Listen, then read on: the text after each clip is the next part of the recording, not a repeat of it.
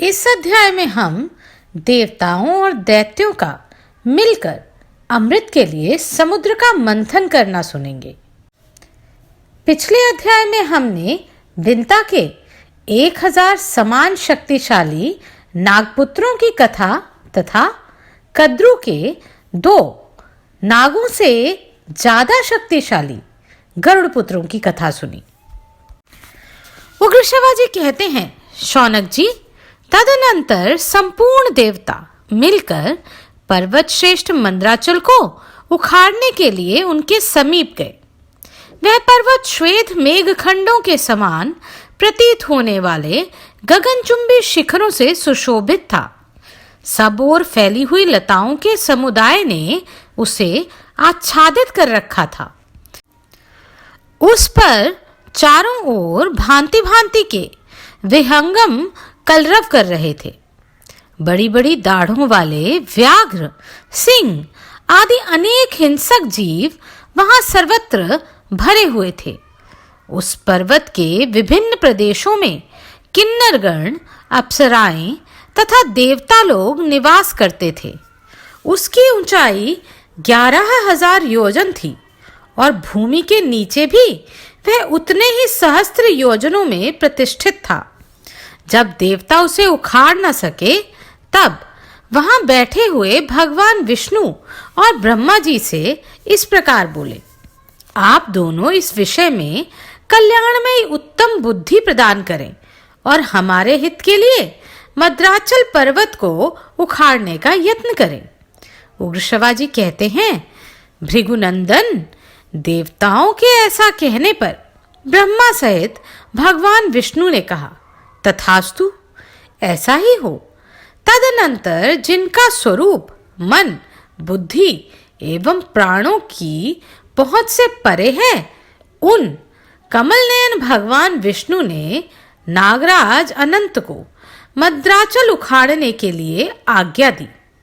जब ब्रह्मा जी ने प्रेरणा दी और भगवान नारायण ने भी आदेश दे दिया, तब अतुल पराक्रमी अनंत उठकर उस कार्य में लगे। ब्राह्मण, फिर तो महाबली अनंत ने जोर लगाकर गिरिराज मंदराचल को वन और वनवासियों, जंतुओं सहित उखाड़ लिया। तत्पश्चात देवता लोग उस पर्वत के साथ समुद्र तट पर उपस्थित हुए और समुद्र से बोले, हम अमृत के लिए तुम्हारा मंथन करेंगे।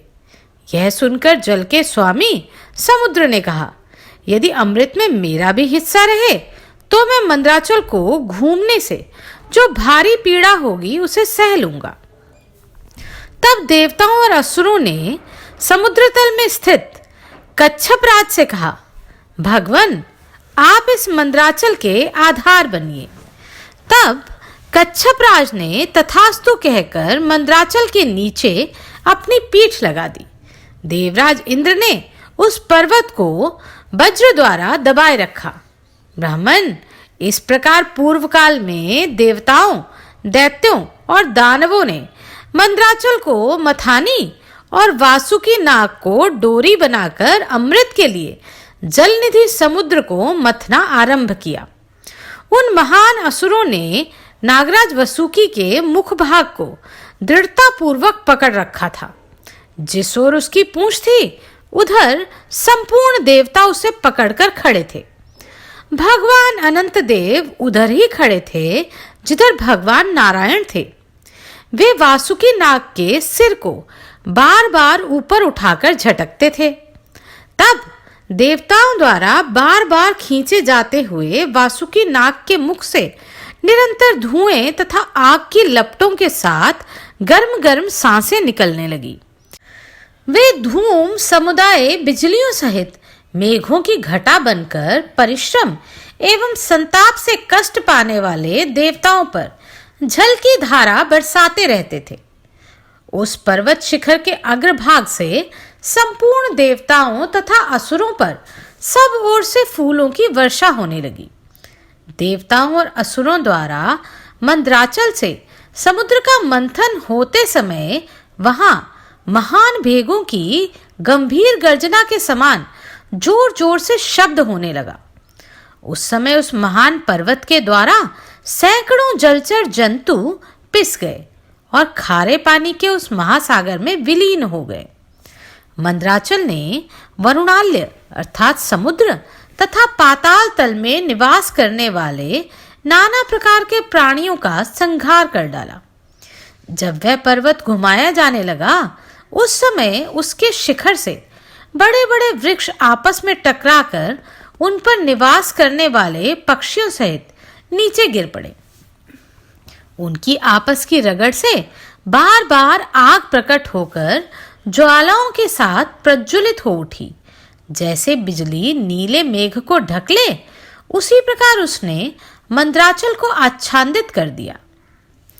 उस दावानल ने पर्वतीय गजराजों, गुफाओं से निकले हुए सिंहों तथा अन्यान्य सहस्त्रों जंतुओं को जलाकर भस्म कर दिया।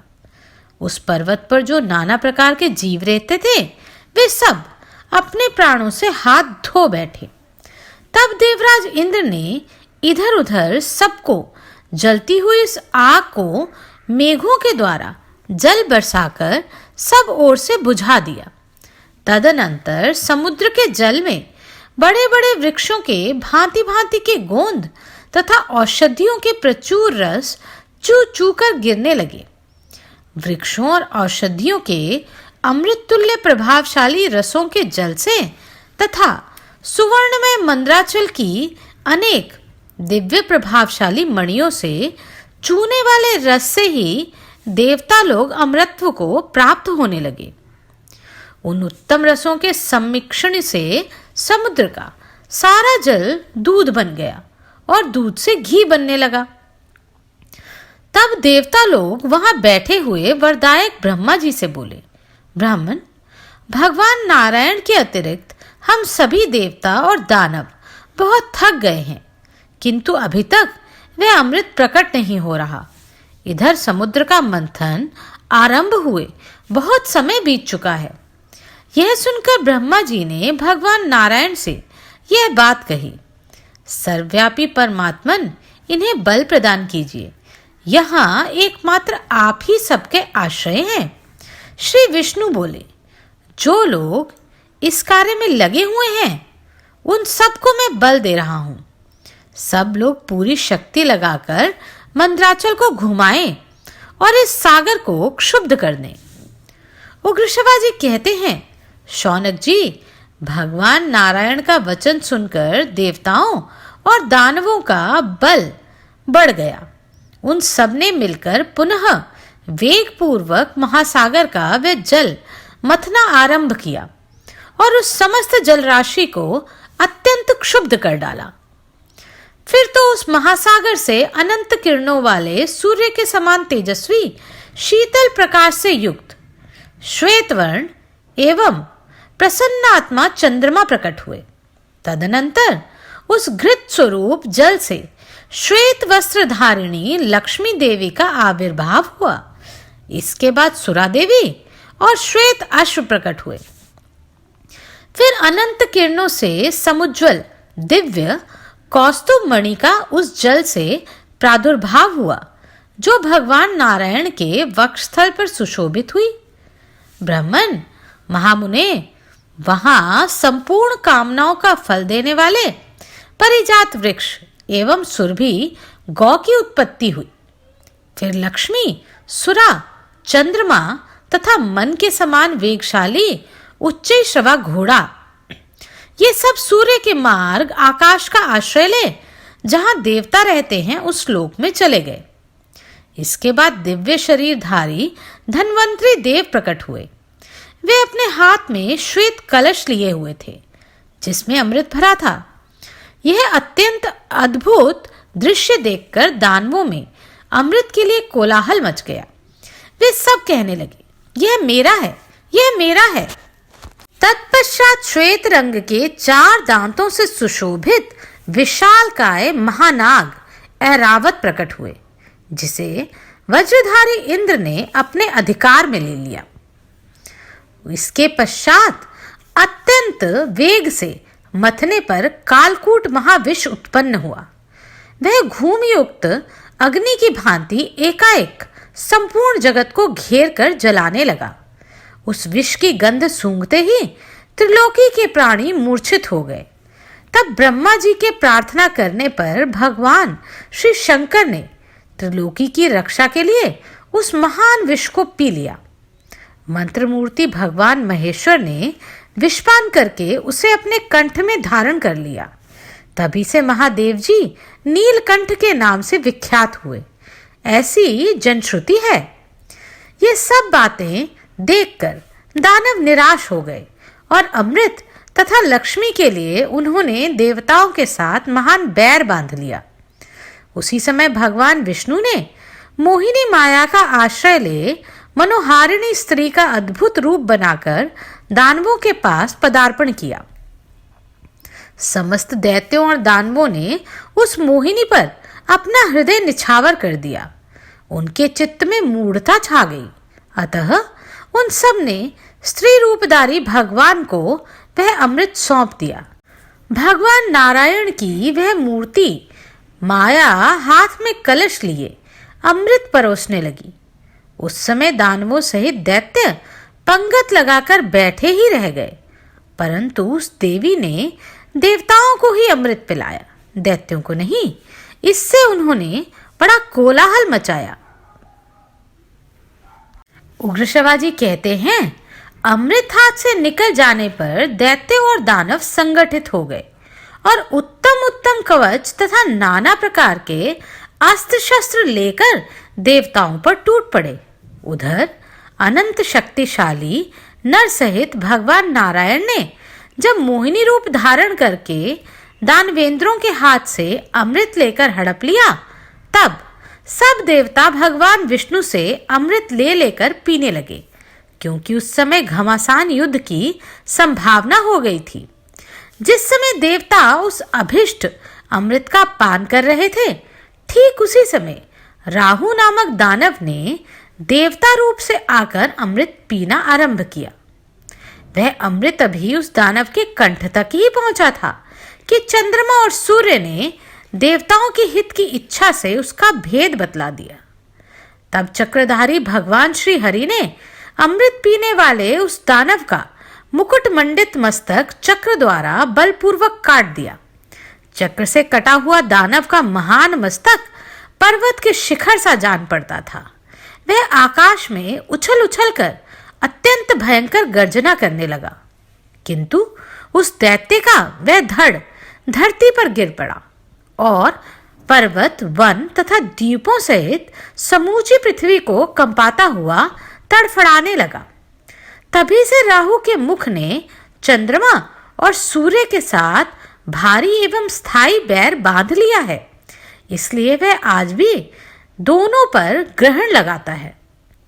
देवताओं को अमृत पिलाने के बाद भगवान श्रीहरि ने भी अपना अनुपम मोहिनी रूप त्याग कर नाना प्रकार के भयंकर अस्त्र शस्त्रों द्वारा दानवों को अत्यंत कंपित कर दिया। फिर तो क्षार सागर के समीप देवताओं और असुरों का सबसे भयंकर महासंग्राम छिड़ गया। दोनों दलों पर सहस्त्रों तीखी धार वाले बड़े बड़े भालों की मार पड़ने लगी। तेज नोक वाले तोमर तथा भांति भांति के शस्त्र बरसने लगे। भगवान के चक्र से छिन्न भिन्न तथा देवताओं के खड़ग, शक्ति और गदा से घायल हुए असुर मुख से अधिकाधिक रक्त वमन करते हुए पृथ्वी पर लौटने लगे। उस समय तपाए हुए सुवर्ण की मालाओं से विभूषित दानवों के सिर भयंकर पदिशों से कटकर निरंतर युद्ध भूमि में गिर रहे थे। वहां खून से लथपथ अंग वाले भरे हुए महान असुर जो समर भूमि में सो रहे थे, गेरुआ आदि धातुओं से रंगे हुए पर्वत शिखरों के समान जान पड़ते थे। संध्या के समय जब सूर्यमंडल लाल हो रहा था, एक दूसरे के शस्त्रों से कटने वाले सहस्त्रों योद्धाओं का हाहाकार इधर उधर सब ओर गूंज उठा। उस समय सम्रांगण में दूरवती देवता और दानव लोहे के तीखे परिधों से एक दूसरे पर चोट करते थे और निकट आ जाने पर आपस में मुक्का मुक्की करने लगे थे। इस प्रकार उनके पारस्परिक आघात प्रत्याघात का शब्द मानो सारे आकाश में गूंज उठा।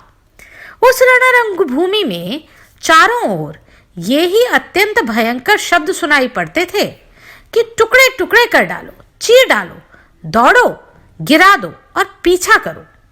इस प्रकार अत्यंत भयंकर तुमुल युद्ध हो ही रहा था कि भगवान विष्णु दो रूप नर और नारायण देव भी युद्ध भूमि में आ गए। भगवान नारायण ने वहां नर के हाथ में दिव्य धनुष देखकर स्वयं भी दानव संहार के लिए दिव्य चक्र का चिंतन किया। चिंतन करते ही शत्रुओं को संताप देने वाला अत्यंत तेजस्वी चक्र आकाश मार्ग से उनके हाथ में आ गया। वह सूर्य तथा अग्नि के समान जाज्वल्यमान हो रहा था। उस मंडलाकार चक्र की गति कहीं भी कुंठित नहीं होती थी। उसका नाम तो सुदर्शन था, किंतु वह युद्ध में शत्रुओं के लिए अत्यंत भयंकर दिखाई देता था। वहां आया हुआ वह भयंकर चक्र प्रज्वलित अग्नि के समान प्रकाशित हो रहा था। उसमें शत्रुओं के बड़े बड़े नगरों को विध्वंस कर डालने की शक्ति थी।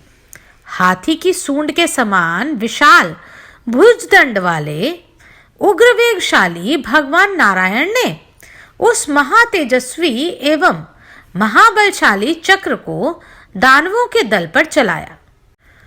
उस महासमर में पुरुषोत्तम श्री हरि के हाथों से संचालित हो वह चक्र प्रलयकालीन अग्नि के समान जाज्वल्यमान हो उठा और सहस्त्रों दैत्यों तथा दानवों को विदीर्ण करता हुआ बड़े वेग से बारंबार उनकी सेना पर पड़ने लगा।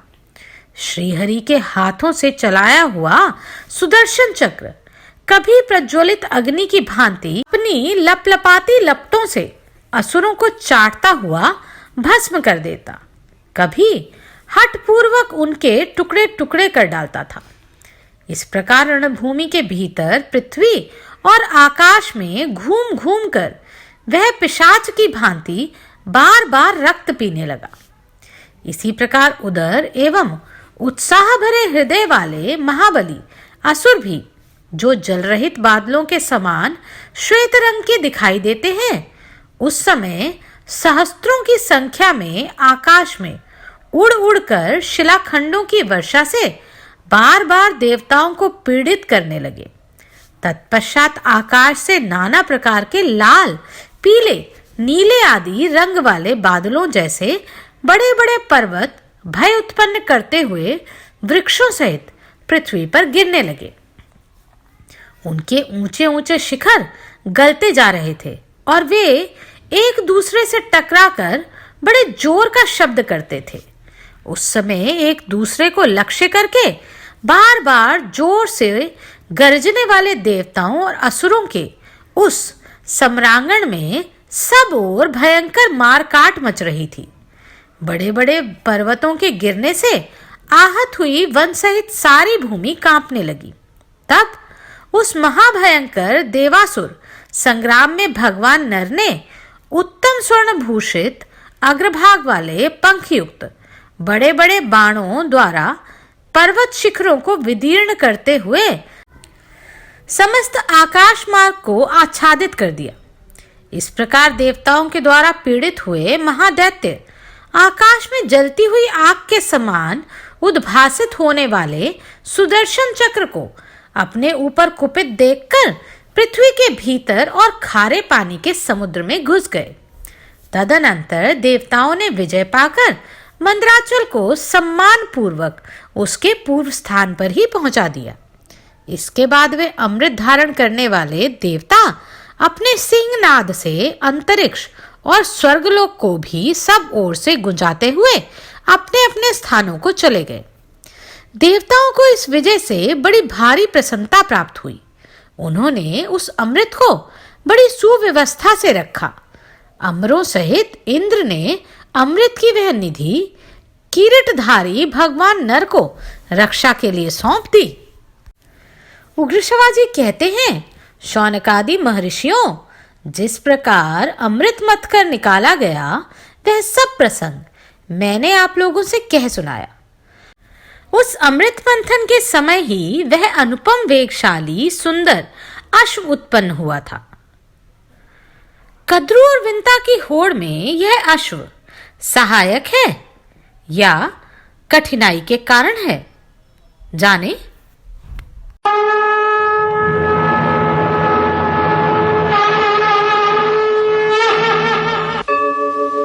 यदा यदा हि धर्मस्य ग्लानिर्भवति भारत अभ्युत्थानम् अधर्मस्य तदात्मानं सृजाम्यहम् परित्राणाय साधूनां विनाशाय च दुष्कृताम्।